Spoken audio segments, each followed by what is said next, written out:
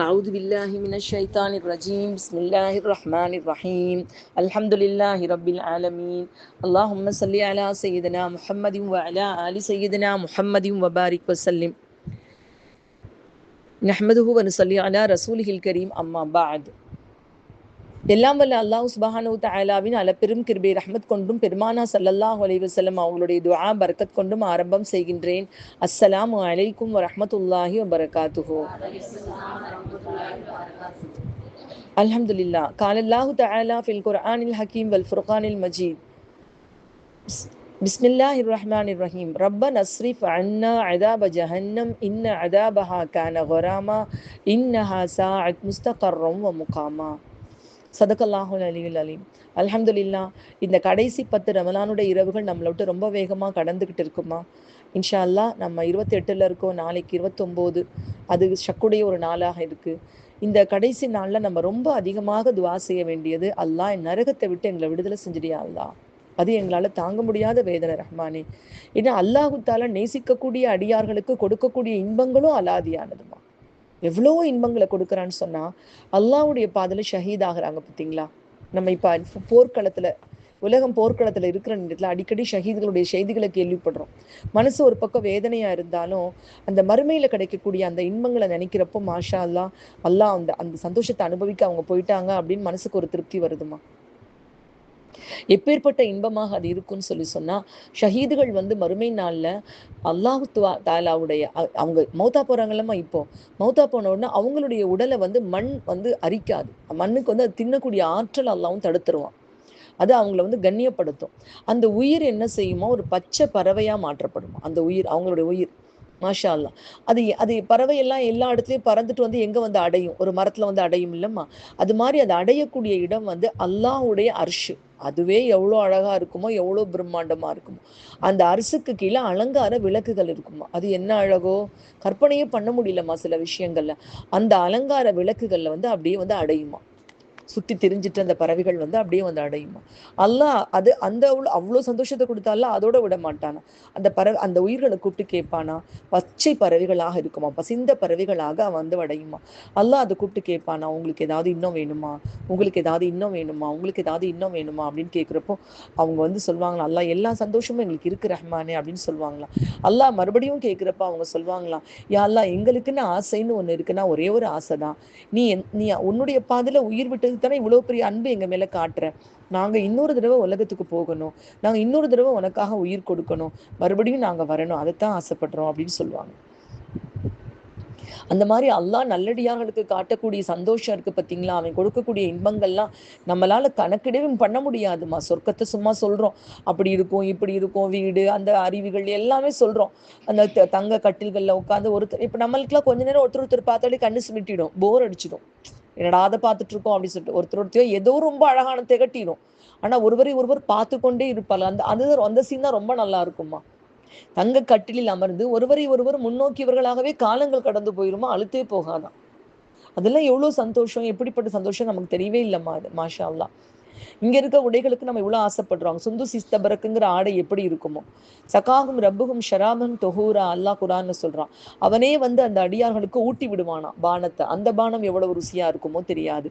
இதூஃபு அலைஹிம் வில்தானும் முஹல்லதூன், அப்படி மலக்குகள் கொண்டு வந்து ஷர்பத் கொடுப்பாங்களா, அது எவ்வளவு ருசியா இருக்குமோ தெரியாது. அல்லாஹ் ஒன்னொன்னையும் வர்ணிக்கிறத பார்க்கும் பொழுது அல்லாஹ் அக்பர். ஃபீ சித்ரின் மஹ்தூதின் வ தல்ஹிம் மம்தூதின் وظل ممدود وماء مسكوب وفاكهة كثيرة لا مقطوعة ولا ممنوعة وفرش مرفوعة இல்லா அன்ஷா, அப்படியே வரிசை சொல்லிட்டே போறோம். அல்லாமா.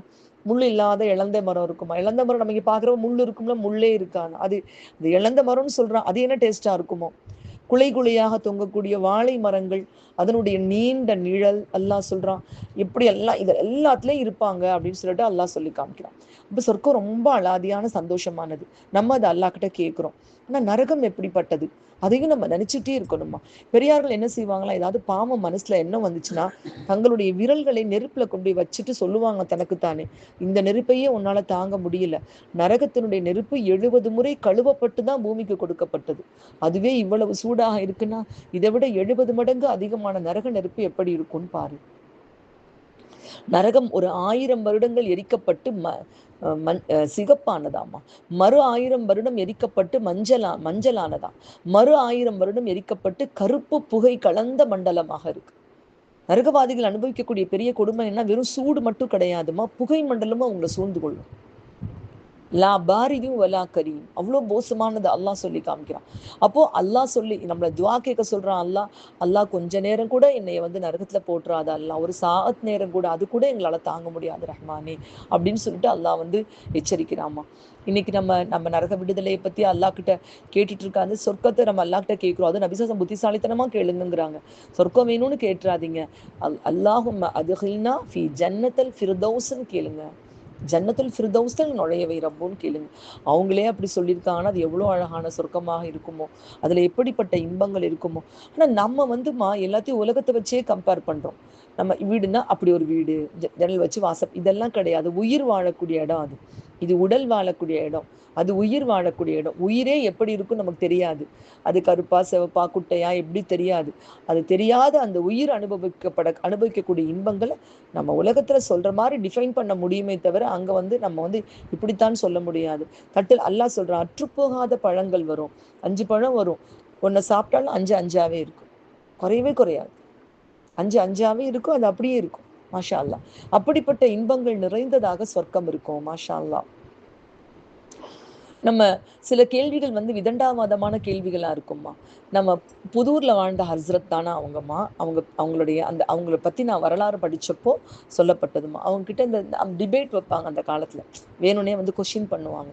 அவங்க கிட்ட வந்து, நீங்க பெரிய அறிஞராம்ல, நான் கேட்கிற கேள்விக்கெல்லாம் பதில் சொல்லுங்க அப்படின்னு சொல்லிட்டு ஒருத்தர் வந்து கேட்கிறாரு.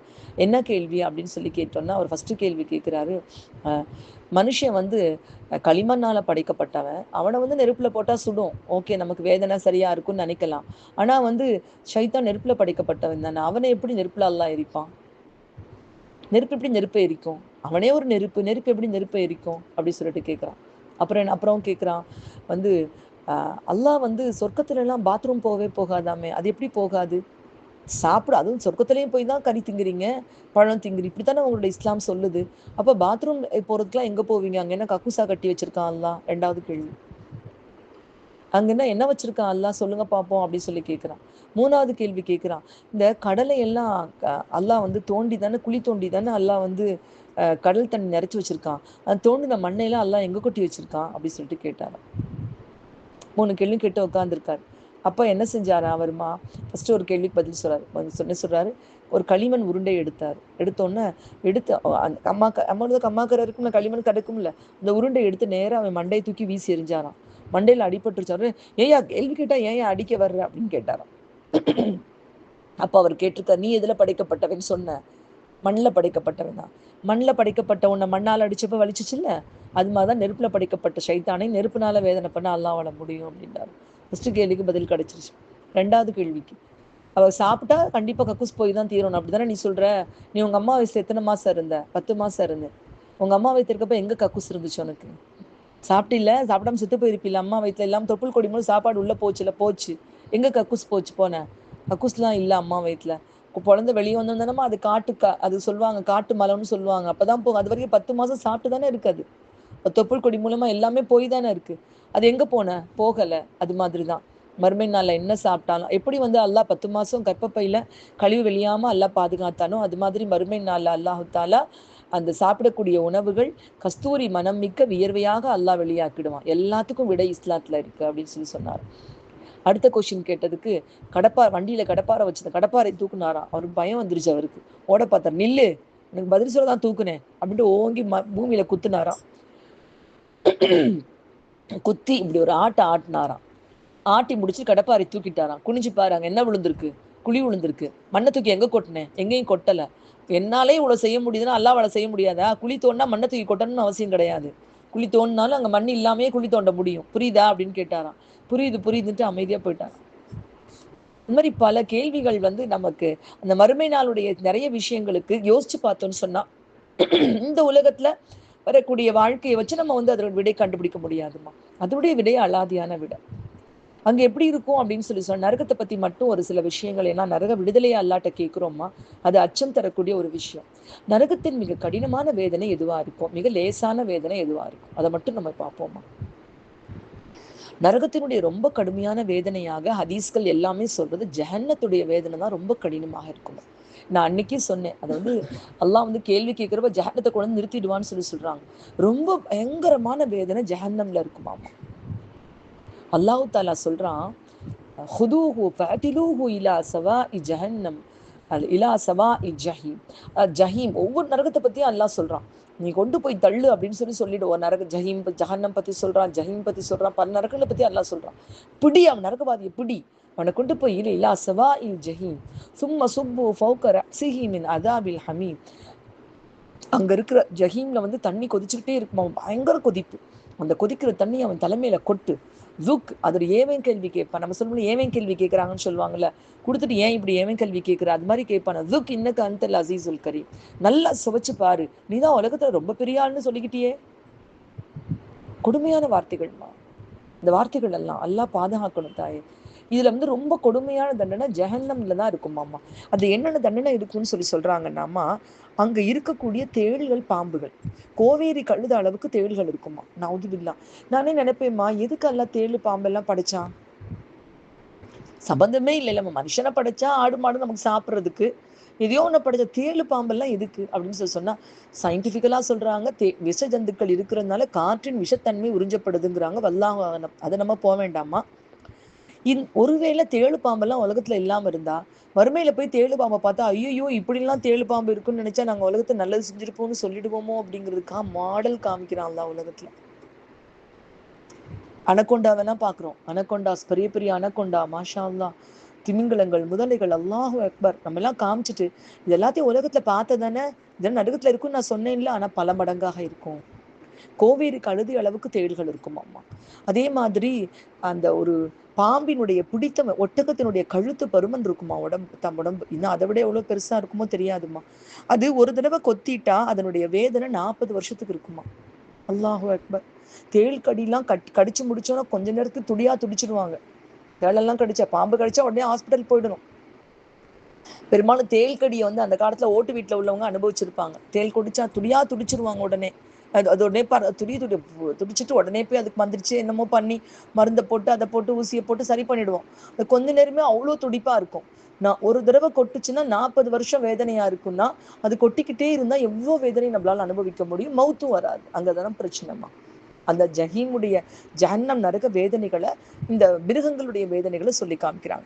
2வது வேதனை என்னன்னு சொன்னாமா, ஜக்கூம்ங்கிற கள்ளி மரம். நவுது பில்லாஹி மின்ஹா. அந்த கள்ளி மரம் எப்படி இருக்குன்னு சொன்னா, அந்த மரத்தை வலுக்கட்டாயமாக சாப்பிட வைப்பாங்க. இப்போ நம்ம வந்து இப்போ ரொம்ப சொகுசு வாழ்க்கை வாழ்றோமா. நம்மளுடைய நன்னா நன்னி எல்லாம் மொத்த அரிசி சாப்பிட்டுருவாங்க. நமக்கு மொத்த அரிசி உள்ள இறங்குதா? நம்ம வீட்டுல வேலை பார்க்குற பிள்ளைக்கு சொல்றாங்கம்மா, அவங்க சொல்றாங்க, நாங்க ரேஷன் அரிசி வாங்கி நாங்க பெரியவங்க சாப்பிட்டுக்குருவோம், இப்போ உள்ள பிள்ளைகளுக்கு நாங்களும் பொன்னி வாங்கி கொடுக்குறோம் அப்படிங்கிறாங்க. அந்த காலத்துல குண்டு குண்டு அரிசியா இருக்கும், 5020 தான் இருக்கும். அதைத்தான் வச்சு என்ன செய்வாங்க, சோறாக்கி சாப்பிட்டுருப்பாங்க. இப்போ நம்ம சன்ன அரிசி தான் தொண்டைக்குள்ள இறங்குது. ஒரு சாப்பிடக்கூடிய சாப்பாடு கூட சன்னமா இருக்கணும், சாஃப்டா இருக்கணும் அப்படின்னு சொல்லிட்டு பாக்குறோம்.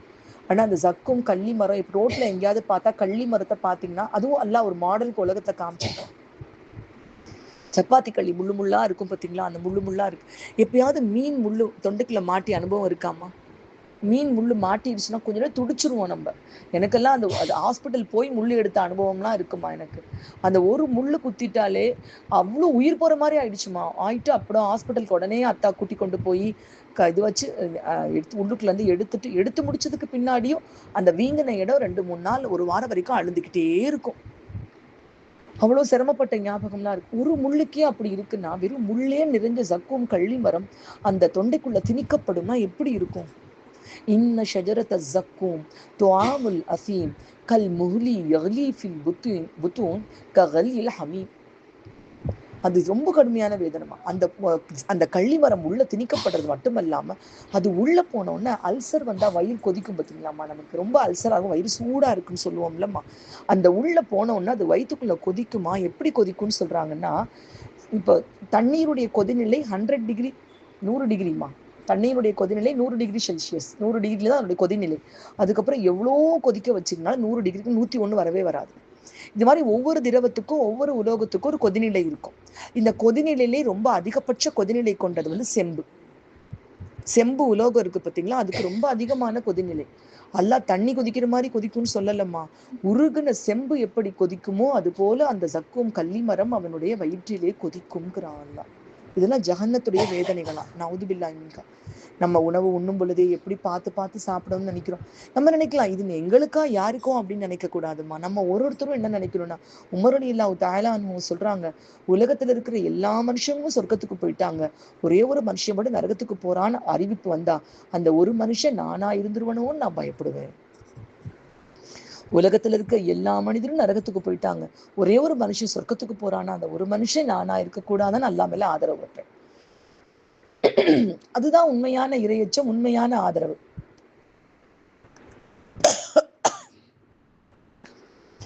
அப்போ அல்லாஹ் சுப்ஹானஹு வ தஆலாவுடைய அந்த தண்டனைகளை அல்லாஹ் குர்ஆன்ல எடுத்து காமிக்கிறான். இதெல்லாம் உங்களுக்கு தெரியாது அப்படின்னு நினைச்சு இருந்துடாதீங்க அப்படின்னு சொல்லிட்டு அல்லாஹ் சுப்ஹானஹு வ தஆலா எடுத்து காமிக்கிறான். அப்புறம் கொடுக்கக்கூடிய தண்ணி தண்ணி அந்த நரகத்தினுடைய காவலாளி இருக்கிறாங்கல்லம்மா, மாலிக், அவருக்கு சிரிக்க தெரியாமையே படைக்கப்பட்டிருக்காராமா. பெருமானா ஸல்லல்லாஹு அலைஹி வஸல்லம் வந்து இதுக்கு போயிருக்காங்க, மேராஜுக்கு போயிருக்காங்க, எல்லாரையுமே பார்த்தாங்க. அப்ப இந்த மாலிக்கையும் பார்த்தாங்க. அவர் நபி ஸல்லல்லாஹு அலைஹி வஸல்லம் சிரிக்கவே இல்லையா அவரு. அப்ப நபி ஸல்லல்லாஹு அலைஹி வஸல்லம் அவங்க கேட்டாங்களா, இவங்க யாரு அப்படின்னு சொல்லி கேட்டாங்களா. யா ரசூலல்லாஹ், அவர் சிரிக்க தெரிந்திருந்தால் உங்களை பார்த்து சிரிக்காம இருந்திருக்கவே மாட்டாரு. அவர் படைக்கப்பட்டதிலிருந்து சிரித்ததும் இல்லை, அவருக்கு சிரிக்கவும் தெரியாது, காதும் கேட்காது. இப்படியே அவர் படைக்கப்பட்டிருக்கார். அவரை பார்த்து துடியா துடிப்பாங்களாம். தண்ணி தண்ணி தண்ணி தவிக்குது, தாங்க முடியல தாங்க முடியல தாங்க. உலகத்துல நோன்பு வச்சுட்டு சாயந்தரம் ஆகுறப்ப அந்த நாக்கை பிடிச்சி இழுக்கிறப்ப நம்ம நினைச்சு பார்க்கணும், அல்லாஹ் இதையே எங்களால தாங்க முடியலையே அல்லாஹ், மறுமையினுடைய நரகத்தினுடைய எப்படி நாங்க தாங்க போறோம். அப்ப அவர்களுக்கு ஒரு தண்ணி கொடுக்கப்படுமா. சீழும் கொதிக்கும் சீழும் சலமும் நரகவாதிகளுடைய உடல்ல இருந்து சீல் சலம் கொதிச்சுட்டு இருக்குமா, அதை எடுத்து அவங்களுக்கு தண்ணீராக கொடுக்கப்படும். ஆனா இதெல்லாம் எதுக்கு அல்லாஹ் கொடுக்குறான்? அவ்வளோ பாசமா படைச்ச அல்லாஹ் நம்மளை வேதனைப்படுத்துறதுக்கா இது செய்யலப்பா.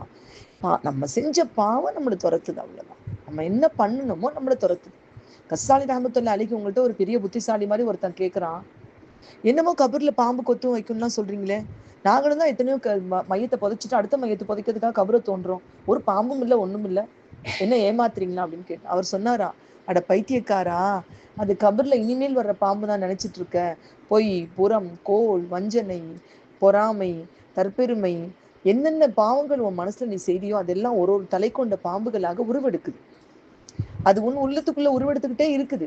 அது என்னைக்கு உன் உடம்பு உன்னை விட்டு பிரியுதோ ஒரு ரூக கொத்த ஆரம்பிக்குது. எப்படி ரூகையே உன்னால பார்க்க முடியாது, பாம்பு எப்படி பார்க்க முடியும் உன்னால? உன்னுடைய உடல் பிரிஞ்ச உடனே அது வேதனை கொடுக்க ஆரம்பிச்சிருக்குது. அதனால அந்த பாம்பை போய் பார்க்கணும்னு நினைச்சு ஏமாந்து போகாது, உனக்குள்ளதான் வளர்ந்துகிட்டு இருக்கு, உனக்குள்ள அது இருக்கான்னு முதல்ல பாரு அப்படின்னாங்க. அப்ப அந்த வேதனைகள் நவுது பில்லாஹி மின்கா. இதுல இன்னொரு வேதனை என்ன தெரியுமாமா, அதாவது நெருப்பு வந்து எரிக்கும். அதாவது பேர்ன்ஸ் இருக்கு பார்த்தீங்களா, நெருப்பு காயம் இருக்கு பார்த்தீங்களா, அதுல வந்து ஒரு குறிப்பிட்ட ஒரு 30% 20% அந்த அளவுக்கு நமக்கு காயம் இருந்தால் தான் துடிப்போமா வலியில. முழுக்க மண்ணெண்ணெய் ஊற்றிட்டு எரிஞ்சு கிடக்குறாங்க பார்த்தீங்களா, நீங்க அவங்கள போய் பார்த்தா ஆச்சரியமா இருக்குமா, நல்லா பேசுவாங்க. வாழை இலையில போட்டு வச்சிருப்பாங்க அவங்கள, அப்படி பார்க்கவே முடியாது. நாங்க பார்த்துட்டே ஆச்சரியப்பட்டிருப்போம்மா. முழுக்க எரிஞ்சு போனதுக்கு அப்புறம் என்ன பண்ணுவாங்கன்னு சொன்னா, நான் பிள்ளைய கூப்பிட்டு பேசுவாங்க, புருஷனை கூப்பிட்டு பேசுவாங்க, வலிக்குதுன்னே சொல்ல மாட்டாங்கம்மா. படுத்து வாழை இலையில எண்ணெயை போட்டு வச்சிருப்பாங்க. நானும் டாக்டர் சொல்லிடுவாங்க ஃபுல்லா வெந்துருச்சு. உடனே சாகவும் மாட்டாங்க அவங்க. ஃபுல்லா ஈரல், குடல், கொம்பு எல்லாமே வெந்து போச்சு, அதனால பிழைக்க மாட்டாங்க, ஆனா உயிர் போகாது. ஆனா வேதனைன்னு கத்தவும் மாட்டாங்க. அறகுறையா பட்டிருக்கு பார்த்தீங்களா, அவங்கதான் கத்துவாங்க. தோலுடைய தன்மையே அதுமா. குறிப்பிட்ட அளவுக்கு மேல தோல் வெந்து போயிடுச்சுன்னா நமக்கு வந்து அடிச்சா வலி எல்லாம் தோல் தான் நமக்கு உணர்த்துது. இந்த தோல் ரொம்ப வெந்து போயிட்டா உள்ள இருக்க உடம்புல எவ்வளவு வெந்திருந்தாலும் வலி மூளைக்கு தெரியாது. தோல் தான் அடிபட்டவன மூளைக்கு போய் சொல்லும், அடிபட்டுருச்சு வலிக்கிறத காமின்னு சொல்லி கொடுக்கும். இந்த தோலை இல்லைன்னா என்ன செய்யும், ரொம்ப அதிகமான காயம் பட்டு தோல் ஃபுல்லா வெந்து போயிடுச்சுன்னா வலி தெரியாது. அப்போ நரகத்துல எல்லாம் எரிக்கிறான், அவ்வளவு பயங்கரமான நெருப்பு. தோல் பூரா கரிஞ்சு போயிட்டா அப்புறம் எப்படி வேதனை தெரியும்? யோசிச்சு பார்க்கலாம். நம்ம தோல் இல்லை, கரிஞ்சு போயிடுச்சு, எவ்வளவு தோல் தாங்கும்? மண்ணெண்ணெய் ஊற்றி எரிஞ்சுக்கிறாங்க, அதை போட்டு எரிஞ்சிட்டாங்கன்னு சொல்லி சொன்னா தோல் போயிடுச்சுன்னா நல்லா பேசுவாங்க, வசியத் பண்ணுவாங்க, யார் எரிச்சாங்கன்னு சொல்லி கேட்டா சொல்லுவாங்க, எல்லாம் நடக்குமா. ஆனா வேதனை இருக்காது. பார்க்குறவங்களுக்கு பயங்கரமா இருக்கும், ஆனா அவங்களுக்கு அந்த வேதனை இருக்காது. ஏன்னா குறிப்பிட்ட 40% 50%க்கு மேல அந்த பேர்ன்ஸ் வந்துருச்சு, நெருப்பு வந்துருச்சு, காயம் பட்டுருச்சு அப்படின்னு டாக்டர் சொல்லி பிழைக்க மாட்டாங்க. சில மணி நேரங்களுக்கு இருப்பாங்க, அப்புறம் இறந்துடுவாங்கன்னு டாக்டர்ஸே சொல்லிடுவாங்க.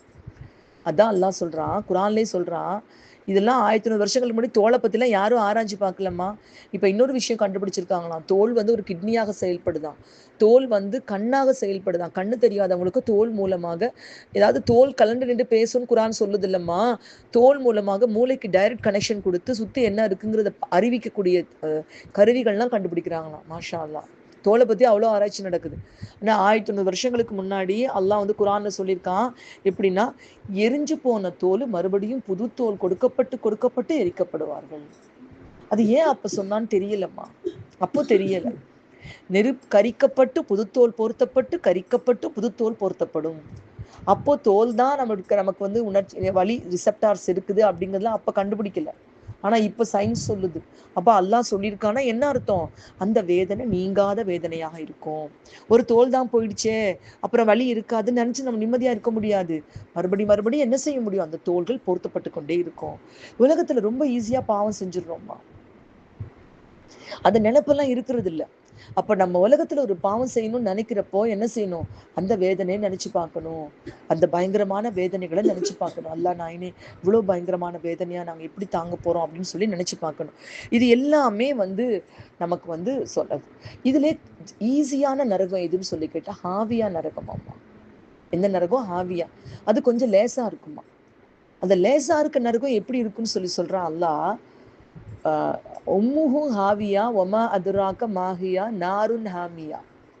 கொழுந்து விட்டுரு நெருப்பா இருக்குமா. அது என்ன செய்யுமா? கொண்டு போய் போட்ட உடனே இந்த அம்மாவை புள்ள அணைச்சுக்கிறோம் பார்த்தீங்களா? அம்மாவை புள்ள அப்படி அப்படி அணைச்சுக்கிறோம் பார்த்தீங்களா? அந்த மாதிரி அப்படி சூழ்ந்து வந்து பிடிச்சிருமா. நவுதுபில்லாஹி மின்ஹா. அல்லாஹ் பாதுகாக்கணும். என்ன செய்யும்? அப்படி சூழ்ந்து வந்து அப்படி சுருக்கி வந்து பிடிச்சிருமா. அல்லாஹு அக்பர். நினைச்சே பார்க்க முடியலம்மா. இது வந்து தாழ்வான வேதனையே இவ்வளவு பயங்கரமா இருக்குமா. நரகம் லீஸ்ட் வேதனை இந்த ஹாபியா தான். அதுவே அவ்வளவு பயங்கரமா இருக்கும். ஒவ்வொரு நரகத்துடைய இப்ப இதையும் கேட்டாலும் வலா கொழுந்து விட்டறியும் நரகம், சக்கர் போட்டவுடன் துண்டு துண்டாக்கக்கூடிய நரகம், ஹுதாமா தத்தளி துள்ளி வந்து இருதயத்தை பொசுக்கி கருக்கக்கூடிய நரகம், ஜஹீம் கொழுந்து விட்டு அது முற்ற காய்ந்த ஜலம் நிறைந்த நரகம், சகீர் மிக கடுமையான வேதனை செய்யப்படக்கூடிய நரகம். ஒவ்வொரு நரகத்திலையும் நடக்கக்கூடிய வேதனைகளை நினைச்சு பார்த்தா அல்லாஹ், நான் என்ன இவ்வளவு ஆசைப்பட்டு உலகத்துக்கு வந்துட்டோம். அது நிரந்தரங்கிறதா ரொம்ப பெரிய விஷயமா. சொர்க்கத்துக்கும் நரகத்துக்கும் இடையில் மரணம் அறுக்கப்படுமா. அல்லாஹ் வந்து அல்லதி ஹலக்கல் மௌத்தவல் ஹயாத்துன்னு சொல்லிட்டான். இந்த உலகத்தினுடைய வாழ்வும் மௌத்துமே என்ன ஆயிடுச்சு? படைக்கப்பட்ட எல்லாத்துக்கும் ஒரு நாளைக்கு மவுத்து இருக்கு. தெளிவா அல்லாஹ் குரான்ல சொல்றான், லா யذوقون فيها الموت الا الموتة الاولى ووقاهم عذاب الجحيم. மறுமை நாள்ல அந்த முந்திய மரணம் தவிர வேறு மரணம் அவர்களுக்கு இருக்காது, அறுக்கப்பட்டுரும். அப்பதான் நரகவாசிகள் துடிப்பாங்களாம். அல்லாஹ் ரப்பு, நான் மௌத்தா போயிருக்க கூடாதா, நான் என்னால தாங்க முடியலையே, நான் மௌத்தா போயிருக்கணுமே அப்படி சொல்லிட்டு துடிக்க ஆரம்பிச்சிடுவாங்க.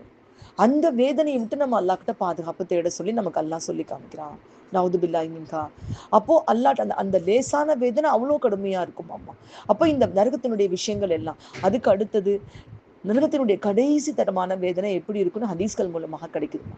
கடைசி தர வேதனை எப்படி இருக்கும், அது எப்படி இருக்குன்னு சொன்னா, அது நபி ஸல்லல்லாஹு அலைஹி வஸல்லம் அவங்கள்ட்ட கேட்குறாங்க, யா ரசூலல்லாஹ், உங்களுடைய சச்சா அபூ தாலிப் அவங்களோட நிலைமை என்ன, உங்களுக்காக அவ்வளோ ஹெல்ப் பண்ணாங்கல்ல அப்படின்னு சொல்றப்போ அவங்க சொல்றாங்க, நரகத்தின் மிக குறைந்த வேதனை அவர்களுக்கு கொடுக்கப்படும். அவ்வளவுதான் சொன்னாங்க. மிக குறைந்த வேதனை அவங்களுக்கு கொடுக்கப்படும் அப்படின்னு. அவங்க ஏன்னா அப்படி அவங்களை பாதுகாத்திருக்காங்க. ஆனா அவங்களும் தப்பிக்க முடியாது, ஏன்னா ஈமான் கொள்ளல. மிக குறைந்த வேதனை கொடுக்கப்படும்னு சொல்றாங்க. சரி, இந்த மிக குறைந்த வேதனை எப்படி இருக்கும் ஹதீஸ்கள்ல தேடி பார்த்தோம்னு சொன்னா, கணுக்கான அளவுக்கு நெருப்பு இருக்குமா. அந்த நெருப்பு செருப்பு அணிந்து நடப்பாங்கண்ணா. கொஞ்ச நேரம் நம்ம வந்து செப்பல் இல்லாம கொடுக்குற வெயில்ல முட்டத்தில் நடக்க முடியுதாமா. அது வேதனை எப்படி இருக்குன்னு சொல்றாங்க. அந்த நெருப்பு செருப்பு அணிவதால் அந்த சூடு தலையில் தாக்கி மூளை உருகி வழிய ஆரம்பித்து விடும். இது நரகத்தினுடைய தாழ்வான ஒரு வேதனை. அப்போ என்ன தைரியத்துல நம்ம பாவம் செய்யறோம், தௌபாவும் செய்யாம இருக்கிறோம். அல்லாஹ்வுடைய பக்கம் நம்ம நரகத்தை விட்டு பாதுகாக்கிறதுக்கு 2 சொட்டு கண்ணீர்மா அல்லாஹ் கிட்ட. அல்லாஹ், உன்னை நரகத்தை நினைச்சா எங்களுக்கு ரொம்ப பயமா இருக்கே அல்லாஹ். உலகத்துல நாங்க ரொம்ப உடம்ப பாதுகாத்து நாங்க வச்சுட்டோம். ரொம்ப உன்னுடைய நரகத்தை நினைச்சா எங்களுக்கு பயமா இருக்கு அல்லாஹ். 2 சொட்டு கண்ணீர் கண்ணுல இருந்து வராதா? அந்த 2 சொட்டு கண்ணீர் நரக நெருப்ப அணைச்சிடுமா. பயப்படணும். ஒவ்வொரு நாள், அல்லாஹ் எங்களுக்கு நரகத்தை எங்களுக்கு கொடுத்துடாதையா அல்லாஹ், நீ நரகத்தை விட்டு எங்களுக்கு பாதுகாத்துட்டு ரஹ்மானே அப்படிங்கிற பயம் நமக்குள்ளாக இருக்கணும். இன்ஷா அல்லாஹ் அந்த நரக விடுதலையை இந்த ரமலானுடைய கடைசி 10 இரவுகளின் பரிசாக நமக்கு வழங்குவானாக. சொர்க்கத்திற்கு சொந்தக்காரர்களாக எப்போதும் அல்லாஹுடைய ரஹ்மத்தையும் அருளையும் அருளுக்கும் பாத்திரமானவர்களாக நாம் இருக்கக்கூடிய தௌஃபீக்கி அல்லாஹ் நமக்கு தந்தருள் புரிவானாக. ஆமீன் ஆமீன். வாஹித் தஅவானா அனில் ஹம்துலில்லாஹி ரப்பில் ஆலமீன் பிரஹ்மதிக யா அர்ஹமர் ராஹிமீன்.